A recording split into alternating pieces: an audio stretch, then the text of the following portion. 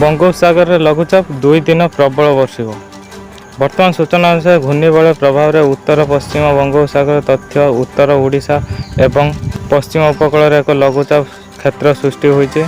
यार प्रभाव में राज्य में 2 दिन धरी प्रबल वर्षार संभावना रही बोली भुवनेश्वर आंचलिक पाणीपाग विज्ञान केन्द्र पक्षर सूचना दी जाइए। सारा राज्य में संप्रति मौसुमी जनित वर्षा लगी रही बेले लघुचाप प्रभाव में वर्षार परिमाण वृद्धि पाइब बोली आकलन करा जाइए। 2 दिन धरी राज्य में अधिकांश जिले में प्रबल वर्षा हेबा नहीं पूर्वानुमान करा जाइए।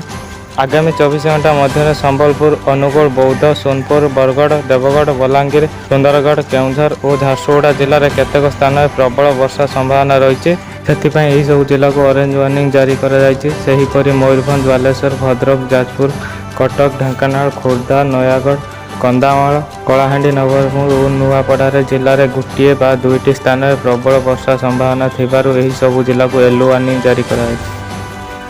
आगक एमतीका पाणीपाग नुआ नुआ अपडेट जानापी आम चैनल को सब्सक्राइब करूँ।